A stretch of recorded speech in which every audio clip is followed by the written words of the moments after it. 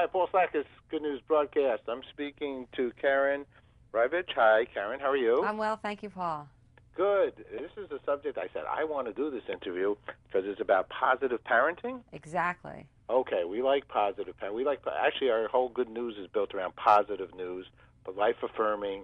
You are what you think. And I started this because of The Art of Positive Thinking by Reverend Norman Vincent Peale many years ago. So positive thinking for parents, how does that apply and how does the child benefit? Yeah, so Pepperidge Farm Goldfish did a survey of 1,000 moms around this country, and the survey asked them to talk about their beliefs and experiences being a parent. 94% of the moms said it's the best job they have, and 85% said it's the hardest job. And this next figure I think is important. 70% of the moms surveyed said they feel the pressure to be perfect. And so while I'm a mom too, while we love our roles as mom, sometimes we have a lot of pressure on us, and that can get in our way of enjoying our children and of raising children who are optimistic and flourishing and resilient.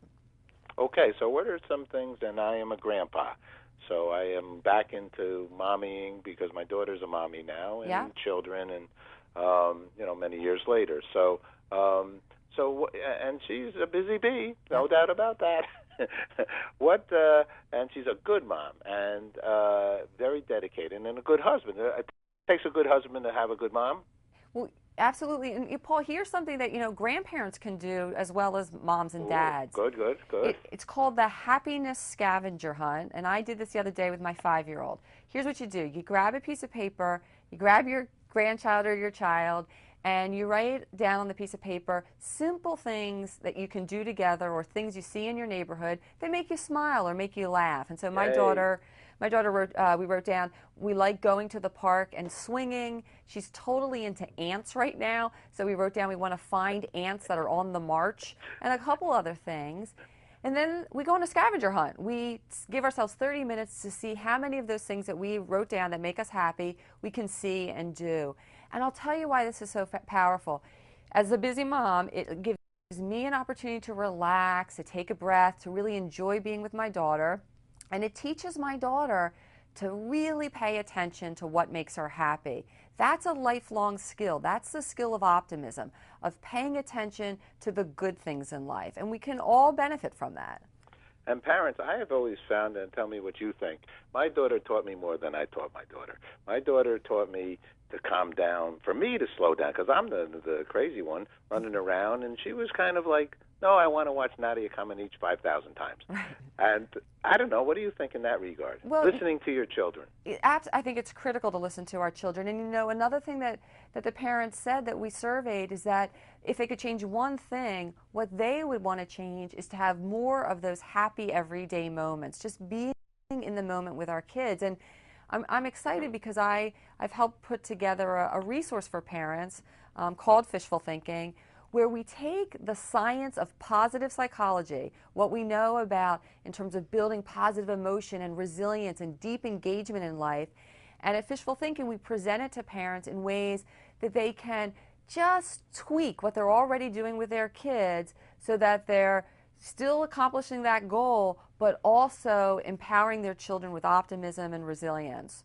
Okay, so tell us some of the things that are on the Fishville Thinking website. Great. So here's a simple strategy that all of us can use to build positive emotion, and I call it the beauty detour. So a lot of us get hit by messages of the world is ugly, it's a dangerous place, and those messages wear us down. So what we can do as parents is teach our children to hunt the good stuff, and we can do that when we're in the car or at the grocery store by simply asking this question: what's beautiful here? And if you're at a park, it might be some flowers that are in bloom. If you're in the grocery store, it might be how cool the red of the apples looks. And by asking the question, what's beautiful here, we're teaching our children to pay attention to the beauty around us. That's rejuvenating. And that helps us to raise kids who see the goodness in the world and have greater optimism. Let me mention to our audience, okay, that actually it's Dr. Karen Reivich. She is the co-director in the Penn Resiliency Project, that sounds cool, at the University of Pennsylvania, leader in the field depression prevention, resilience, positive psychology, intervention, school-based intervention, research, and optimistic child, and author, and resilience factor. So, and you've been on Oprah and a whole bunch of good things. So, and I see when you go to the website, you're there. I'm there. You're talking to us.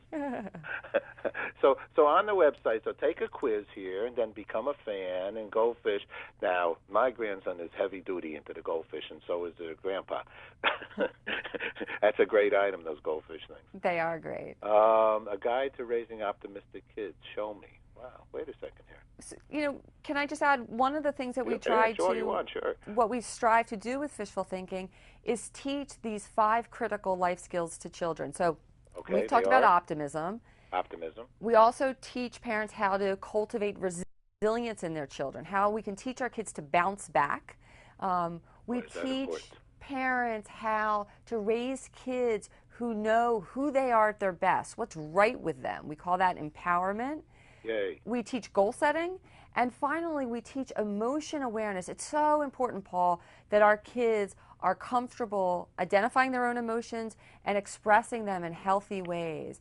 And so if you go to the website, you'll find lots of sort of everyday fun ways that build those 5 really critical life skills. You can't start too young. Now, age, of course, has some factor on all of this. When you're a 2-year-old, you're a certain way, 3-year, 4-year, 5-year. It's almost like a daily kind of thing. And it really, in essence, I guess, no, every 3-year-old's the same, right? Every 4-year-old's the same.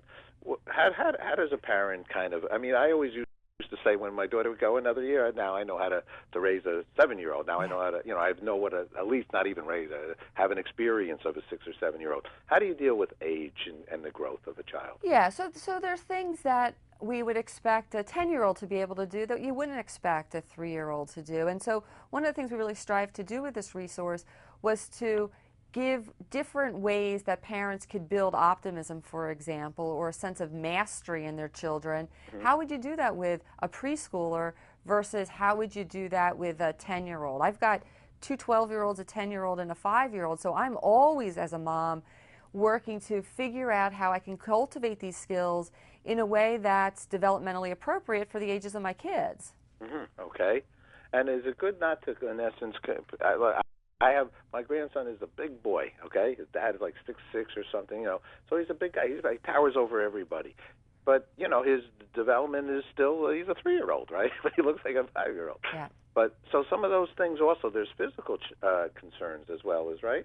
Yeah, and I think what you're pointing out is that it's really important that when we're teaching optimism or resilience, whatever it is to our children, that we're doing it in ways that make sense for the age that they are. So let me give you an example. Okay. When I teach emotion awareness to young children, to preschoolers, we do it through a game called Emotion Charade. So lots of families play charades together. Mm-hmm. This time, rather than writing down the name of a book character or the title of a movie, write down feeling words like happy, sad, angry, proud, and have your kids choose one of those slips of paper and then act out with their whole bodies, with their faces and their bodies, how that feeling feels to them. You're still playing charades, it's still a fun game, but you're also, with young children, building their emotion awareness. That's a skill that they can rely on for the rest of their lives.